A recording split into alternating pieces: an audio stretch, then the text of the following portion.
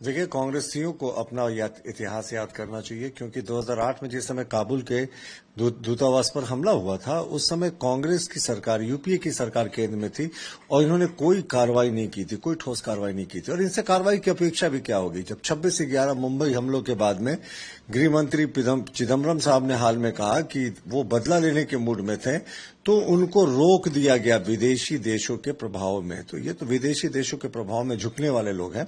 और तालिबान से हमारे इधर संबंध बहुत सुधरे हैं, और तालिबान ने अपनी भूमि का प्रयोग, अफगानिस्तान की भूमि का प्रयोग पाकिस्तान को कभी नहीं करने दिया नापाक इरादों में।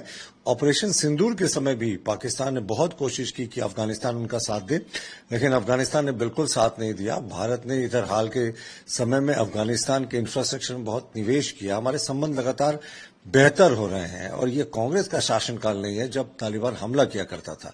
ये शासनकाल है अभी नरेंद्र मोदी जी के करिश्माई नेतृत्व का, जब तालिबान पाकिस्तान का साथ नहीं देता है, भारत और पाकिस्तान के बीच जब युद्ध छिड़ता है। तो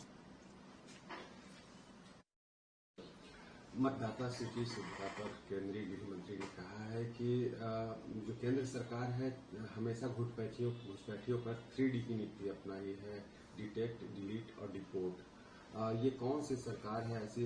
ऐसे इलाकों में कौन समर्थन करता है ऐसे लोगों का? स्थानीय सरकारें वे शरण क्यों देती है? कुछ दलों को इसमें वोट बैंक दिखता है। मैं राजनीतिक दलों से कहना चाहता हूँ, घुसपैठ जांच जो सांख्यिकी मुद्दा है, इस पर सभी एक साथ आए। देखिए, घुसपैठ एक बहुत बड़ी समस्या है, और आप देखिए रोहिंग्या घुसपैठिए और बांग्लादेश से जो मुसलमान घुसपैठिए आते हैं, ये राजनीतिक दल इनको संरक्षण देते हैं। भारतीय जनता पार्टी के अतिरिक्त जो प्रमुख अभी यूपीए के घटक दल है, संरक्षण देते हैं, उनका वोटर कार्ड बनवाते हैं, उनका आधार कार्ड बनवाते हैं और उनको बाकायदा बसाते हैं, क्योंकि ये इनके वोट बैंक के रूप में काम करते हैं। तो मैं कहता हूं कि ये तो स्थानीय मुसलमानों का खिलाफत कर रहे हैं, क्योंकि जो स्थानीय मुसलमानों के लिए, भारतीय मुसलमानों के लिए अल्पसंख्यक कल्याण की योजनाएं हैं, जो 15 सूत्री कार्यक्रम की योजनाएं, उनको भी ये घुसपैठिए हड़प जाते हैं। तो ये यहाँ के मुसलमानों का अहित करते हैं।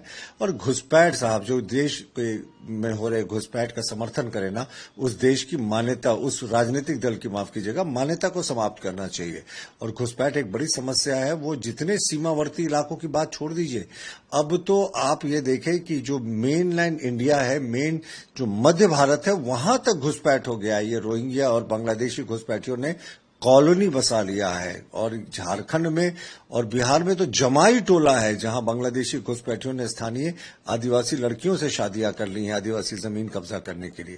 तो इस पर नकेल कसने की आवश्यकता है। उन्होंने ये भी कहा है कि गुजरात और राजस्थान में हमारी सीमा लगती है, वहां घुसपैठ क्यों नहीं होती? ऐसे राज्यों जो इसको राजनीति से नहीं देखना चाहिए, घुसपैठ पर पूरी तरह से रोक लगाना चाहिए। देखिए, जहां हमारी सरकारें हैं वहां बहुत कॉशियस रहते हैं कि इनका आधार कार्ड, इनका वोटर कार्ड जो भी बन रहा है घुसपैठियों का, वो ना बने। लेकिन जहां विपक्ष की सरकारें हैं, वो तो ऐसे आधार कार्ड और वोटर कार्ड को बनाने का बढ़ावा देते हैं, क्योंकि इनको तो बना बनाया वोट बैंक मिल रहा है ना। और ये घुसपैठिए भी एकदम तुष्टीकरण के तहत इन्हीं विपक्षी दलों को वोट देते हैं। तो साहब, देश का जो नागरिक नहीं है वो यहां अगर वोट करता है तो उसको तो SIR के जरिए बाहर करने की आवश्यकता है। तालिबान के मंत्री भारत के दौरा कर रहे हैं, वहीं उन्होंने कहा है कि अफगान की साहस की परीक्षा न ले। अफगान के विदेश मंत्री आमिर खान मुत्ताकी ने नई दिल्ली में विदेश मंत्री एस जयशंकर से मुलाकात के बाद आश्वासन ये भी दिया है कि अफगानिस्तान की जमीन किसी भी देश के खिलाफ इस्तेमाल होने नहीं दिया जाएगा। वहीं उन्होंने पाकिस्तान को साफ साफ में कहा कि अफगान के साहस का परीक्षा न ले, क्योंकि उन्होंने मिसाइल अटैक किया पाकिस्तान में। देखिए, यही बदलते भारत की तस्वीर है। अब अफगानिस्तान पूरे तरीके से भारत के साथ खड़ा है। किसी समय था जिस समय अफगानिस्तान और पाकिस्तान मिलकर भारत के खिलाफ मंसूबे किया करते थे, आतंकवादी हमलों में सबका सहयोग हुआ करता था। लेकिन अब अफगानिस्तान में तालिबान का शासन होने के बावजूद वो भारत के साथ खड़ा है। और पाकिस्तान का दुस्साहस देखिए साहब, उसने अफगानिस्तान की मुख्य सीमा के भीतर जाकर काबुल तक में बमबारी की और ये कहा कि हाँ, आतंकवादी ठिकाने हैं। अब अफगानिस्तान भी रिटेलिएटरी अटैक करेगा, क्योंकि अगर आप किसी देश के ऊपर एक्शन लेते हैं तो उस देश को रिएक्शन का पूरा हक है। तो तो ये कहीं ना कहीं पाकिस्तान जो है वो अफगानिस्तान उसकी बातों को नहीं मान रहा है, भारत के खिलाफ कोई जिहाद नहीं छेड़ रहा है, इसलिए वो बौखला गया है, अफगानिस्तान को टारगेट कर रहा है साहब। लेकिन आप बिरनी के छत्ते में हाथ डाल रहे हैं पाकिस्तानी। आपको समझना चाहिए कि ये तालिबानी योद्धा कभी अमेरिका के सामने नहीं झुके, तो ये आपके सामने क्या झुकेंगे और आपके देश की ईंट सीट बजा देंगे। उन्होंने भी कहा कि अफगानिस्तान की जमीन किसी भी देशों के खिलाफ इस्तेमाल नहीं होने दिया जाएगा।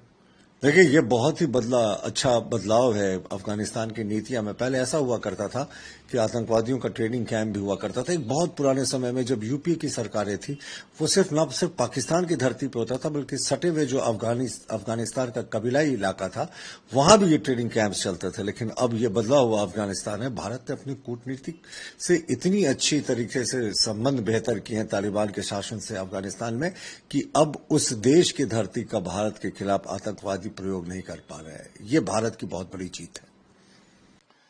देखिए, सवाल उठा रहे हैं तो सोचे क्या सवाल उठा रहे हैं। हम महिलाओं का सम्मान करते हैं और एनडीए महिलाओं को आगे बढ़ के उनके लिए उनकी सारी सुविधाएं, उनके हक, उनका प्रतिनिधित्व, एमएलए एमपी में उनकी साझेदारी सब चीज को पूरे ध्यान रखते हैं। और इसीलिए जो 65 साल में कांग्रेस नहीं कर पाई सरकारें रहीं, वो हमने महिलाओं के लिए रिजर्वेशन करके सिद्ध किया है। और जहां तक बात है अफगानिस्तान के विदेश मंत्री के पत्रकार सम्मेलन में महिलाओं से संबंधित जो कांग्रेस के नेता बयान दे रहे हैं, वो ये सोच लें पहले कि अफगानिस्तान में तालिबान की सरकार है और वहां के विदेश मंत्री अगर हमारे देश के साथ तालमेल बैठा करके और यहाँ पे आए हैं, तो पाकिस्तान ने उनकी राजधानी काबुल पे बमबारी कर दी है। पूरे विश्व के पटल की राजनीति को ध्यान में रख के सोचें तो अफगानिस्तान के तालिबानियों की पाकिस्तान से भिड़ंत हो गई है, पाकिस्तान ने कर दी है।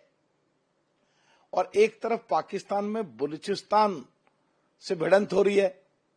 तो पाकिस्तान जो आए दिन हमारे देश में उग्रवादियों की घटना करा करके हमें भटकाने की और लड़ाने की और हमें तरक्की रोकने की कोशिश करता है, तो अब अफगानिस्तान और बलूचिस्तान में ही अटक के रह जाएगा।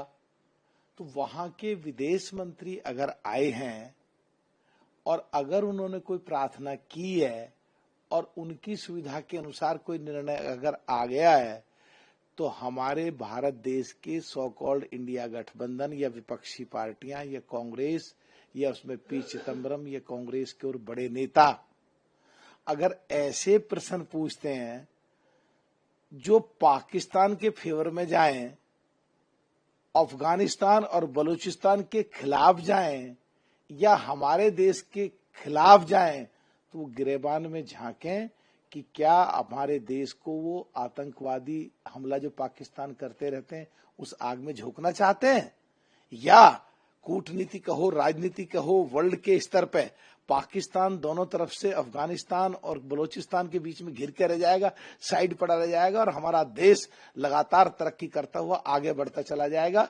तो उस चीज को क्यों नहीं देख रहे हैं इस घटना में?